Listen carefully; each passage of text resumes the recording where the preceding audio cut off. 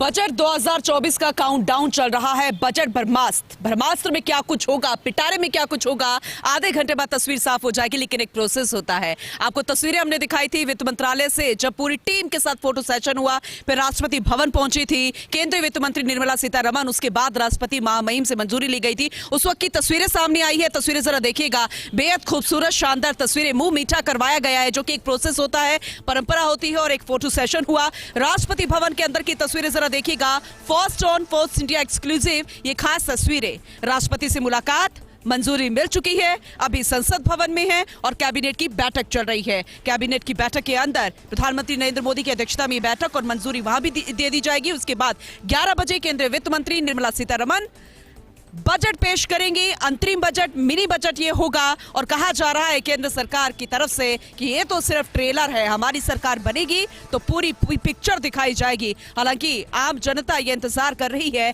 कि आखिर उनको कितनी राहत मिलती नजर आएगी। फर्स्ट इंडिया न्यूज पर महाकवरेज लगातार जारी और ये तस्वीरें बेहद खास। राष्ट्रपति भवन के अंदर की तस्वीरें, एक महिला राष्ट्रपति महामहिम, देश की प्रथम नागरिक एक महिला है, केंद्रीय वित्त मंत्री एक महिला है, एक दूसरे का मुंह मीठा कराती हुई। और जो 4 जातियां गिनाई है कि देश में सिर्फ 4 जातियां हैं प्रधानमंत्री नरेंद्र मोदी की तरफ से, उसमें भी महिला, किसान, युवा और गरीब। और इसी पर कवरेज लगातार जारी। हमारे खास मेहमान हमारे साथ जुड़े हुए हैं और इसी कड़ी में एक खास मेहमान हमारे साथ जुड़ चुके हैं, ब्यूरो चीफ नरेश शर्मा जी। आप सभी का एक बार फिर से बहुत बहुत स्वागत है। लेकिन भरत मेघवाल जी कांग्रेस की प्रवक्ता है, सबसे पहले मैं आपके पास आना चाहूंगी। एक विपक्ष के रूप में आपको क्या लगता है, चुनौतियां बहुत ज्यादा है, लेकिन ठीक आम चुनावों से पहले, पार्लियामेंट इलेक्शन से पहले ये मिनी बजट आ रहा है, अंतरिम बजट आ रहा है, किस तरीके का बजट होना चाहिए, आपको क्या लगता है? विपक्ष के रूप में आपसे जानना चाहती हूँ। देखिए, अभी आपने जिस तरीके से 4 जातियों का नाम लिया, किसान, महिला, युवा, गरीब, हम एक एक जाति पर अगर बात करें, अगर किसानों की बात करें तो देखिए 2022 में किसानों की आय दुगनी करने की बात की गई थी, लेकिन वहीं आज किसानों के जो मशीनरी आती है उसके ऊपर जीएसटी लगाया गया। लास्ट जो बजट था उसमें किसानों के लिए एक एग्रीकल्चर एक्सीलेटर फंड का इन्होंने गठन करने की बात कही थी, उसका गठन नहीं हुआ। इसके अलावा किसानों के ऊपर जो आय की बात थी वो नहीं हुई। महिलाओं की हम बात करते हैं, महिलाओं में आप देखिए 2014 में जब रसोई गैस 450 का आया करता था, आज वो 1200 रुपये का हो चुका है। उसके अलावा हर एक चीज़ पे जीएसटी 18% लग गई है, एसेंशियल कमोडिटीज़ के ऊपर, चाहे वो आटा, दाल, चाय, चीनी, कुछ भी हो। और उसके बाद जब बाहर निकलते हैं तो क्रूड ऑयल की अगर हम बात करते हैं, इकोनॉमिक सर्वे आता है बजट से पहले एक, हमेशा उस इकोनॉमिक सर्वे में कुछ चीजें बताई जाती है। उस इकोनॉमिक सर्वे में बताया गया कि अभी जो क्रूड ऑयल था वो हमने बहुत सस्ते दामों पर लिया, उसके बावजूद भी आज पेट्रोल डीजल की जो रेट है वो रेट आ गया। बजट की बात कर रही हूं कि आज कोई योजनाएं, कोई इतना बड़ा बखान तो नहीं होगा, मैं वही इंप्लीमेंट तो पूर्ण बजट आएगा तभी होगा। नहीं, आप ये देखिए जो लास्ट ईयर बजट दिया और आज बजट दिया, उसमें 2019 के बजट को तो बहुत ही बेहतरीन बजट माना जाता है। 2022 में जो बजट आया था उसके बाद 2023 में कंपैरिजन जरूरी है ना। आप किसान, महिला, युवा की बात करते हैं, मैं तो अंतरिम बजट की बात कर रही हूँ। आज किसान, महिला, युवा के साथ तो न्याय हो नहीं रहा ना। महिलाओं के साथ आर्थिक रूप से कोई न्याय नहीं हो रहा। आपने इनकम टैक्स की हम बात ले लेते हैं, आज स्वास्थ्य के ऊपर आप देखिए 18% जीएसटी हेल्थ इंश्योरेंस प्रीमियम पर लगाई जाती है। एटीडी के अंदर 25,000 की आप मात्र रिबेट दे रहे हैं। तो जहां सशक्त होना चाहिए था कोविड के बाद महिला को, आप बेहतर तरीके से जवाब दे सकते हैं, क्योंकि सीधा टारगेट किया जाता है। उम्मीदें तो बहुत ज्यादा है जनता को, लेकिन टकटकी यहाँ पर विपक्ष की तरफ से भी आप तो कहेंगे कि पूरे महागठबंधन की INDI की टिकी हुई है।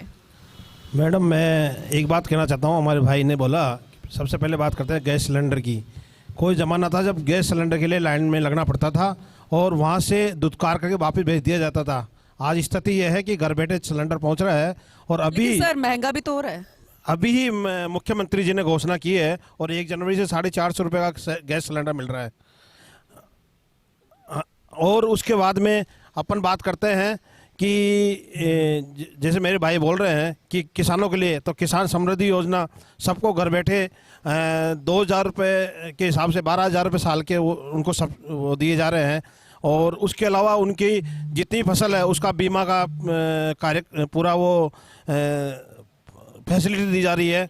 उसके अलावा अगर अपन बात करें टैक्स की, तो टैक्स की स्थिति ये है कि जो टैक्स 7 लाख रुपए तक की इनकम, नए जितने भी युवा हैं उनकी जितनी भी इनकम है, टैक्स प्रभावित हुई है आम जनता और वो परेशान भी हो रही है। हिडन टैक्स इतनी ज्यादा हो जाती है, जीएसटी इतनी ज्यादा लग जाती है। जैसे कि अपनी सहयोगी अदिति से भी मैं चर्चा कर रही थी, अगर आज मैं अपनी बेटी के लिए भी डायपर लेने या दूध लेने के लिए जाऊंगी तो हिडन टैक्स इतनी ज्यादा होते हैं। हर कोई इससे सफर तो कर रहा है, इस बात से इनकार नहीं किया जा सकता। डॉक्टर ऋतुराज जी भी हमारे साथ बने हुए हैं।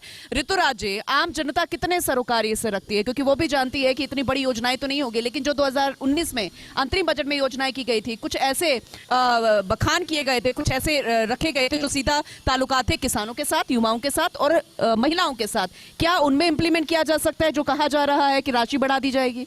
देखिए, जो बजट को लेकर जो बात है, अंतरिम बजट को, केंद्र के अंतरिम बजट को लेकर जो बात है, अगर राजस्थान के हिसाब से बात करें तो सबसे ज़्यादा दिलचस्पी का विषय ये होगा कि राजस्थान को कितनी राशि मिलती है, क्योंकि अभी 4300 करोड़ से ज़्यादा की राशि, जो अतिरिक्त राशि आवंटित की गई, राशि बढ़ाने की भी बात हो रही थी शायद। बिल्कुल, राशि बढ़ाने की भी बात कही। और जिस तरह की माली हालत है, हम बता सकते हैं कि करीब 52,000 करोड़ का जो कर्ज है उसको पाटने के लिए किस तरह की घोषणा है, क्योंकि बिल्कुल मोदी सरकार से संबल यहाँ पर मिलना चाहिए और मिलना ज़रूरी है, लाजमी माना जा रहा है, जिस तरह से भजनलाल सरकार की जो प्राथमिकता है। तो सबसे ज़्यादा दिलचस्पी का विषय यही होगा। और जो 32,395 करोड़ का जो राजस्व घाटा है, इसको लेकर किस तरह की आगे व्यू रचना सामने आएगी, ये तो जो हमारा जो अंतरिम बजट जब पेश होगा, जो लेखानुदान होगा, उसमें भी खासा खाका बनेगा उसका। लेकिन मुख्य रूप से जो बात है कि वहाँ की जो राशि है वो कितनी आती है।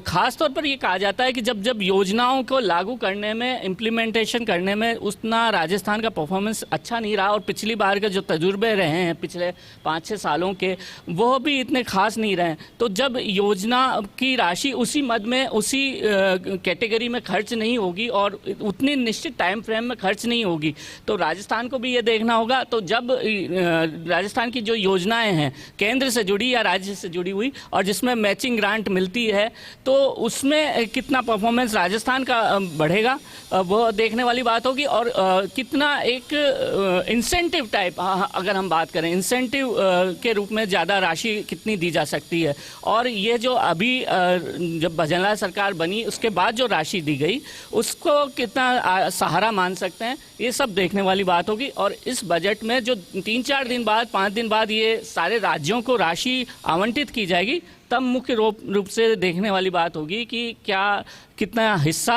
राजस्थान को मिल पाता है। ठीक है नरेश जी, आप भी इस बात से सरोकार रखते हैं जो कि ऋतुराज तक फंड राशि नहीं दी जाएगी, तब तक हमें इंतजार करना होगा, उसी पर ही निर्भर करता है। और वैसे अगर देखा जाए तो प्रधानमंत्री नरेंद्र मोदी अब राम राज्य लाने की बात कर रहे हैं।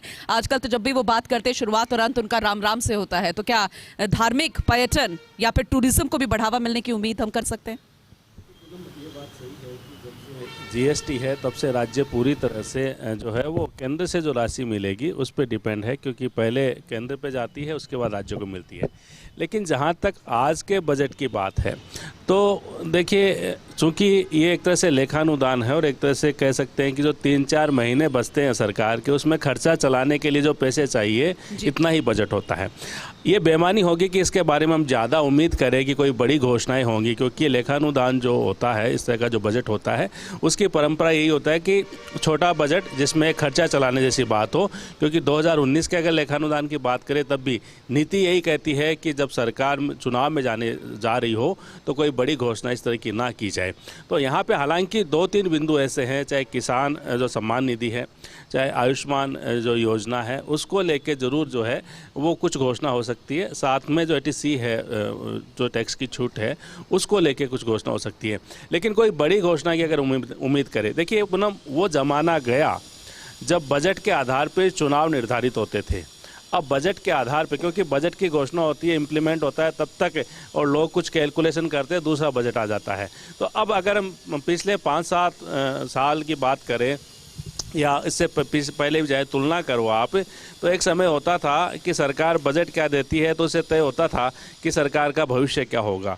अब वो चीज़ें अब नहीं रही। अब जो राजनीतिक परिदृश्य बदल रहा है, उसमें चुनावी जो एजेंडा होता है, चुनाव का जो मुद्दा होता है, वो अलग होता है, वो अलग आधार पे पब्लिक के बीच जाया जाता है। बजट जो है से भी जोड़कर देख लें इसे।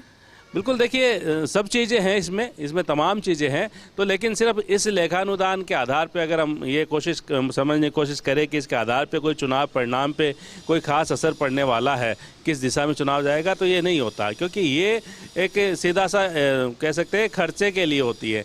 यही सा ही राजस्थान में होगा, जब 8 तारीख को राजस्थान में लेखानुदान पेश होगा, वो भी इसी तरह का होगा कि क्योंकि जब केंद्र की नई सरकार बनेगी, पूरा बजट आएगा, उसके आधार पर फिर राजस्थान में भी नए सिरे से बजट आएगा। तो इसको लेखानुदान को आज जो कह सकते हैं महिला सशक्तिकरण की आपने बात की थी, राष्ट्रपति ने पहले भाषण दिया और अब जो वित्त मंत्री है वही महिला है, तो दोनों जो कॉम्बिनेशन, दोनों की जो तस्वीर आपने दिखाई, उससे हम ये तो अंदाज़ा लगा सकते हैं कि जो 4 आपने जाति बताई उसमें से महिलाओं के लिए कुछ खास घोषणा जो की जा सकती है, लेकिन किसी बड़ी घोषणा की उम्मीद इस लेखानुदान में नहीं की जा सकती। टैक्स के दायरे में अभी तक जो 5 लाख वार्षिक जो कमाती है शायद वो नहीं आ रही हैं, तो क्या उम्मीद कर सकते हैं कि इसे और बढ़ाया जा सकता है? क्योंकि बहुत सारी वर्किंग वुमेन ऐसी हैं जो चाहती हैं उनकी सैलरी तो बढ़े लेकिन टैक्स ना देना पड़े, क्योंकि बहुत सारी जिम्मेदारियां उनके कंधों पर भी है, घर भी संभालती हैं और बाहर भी।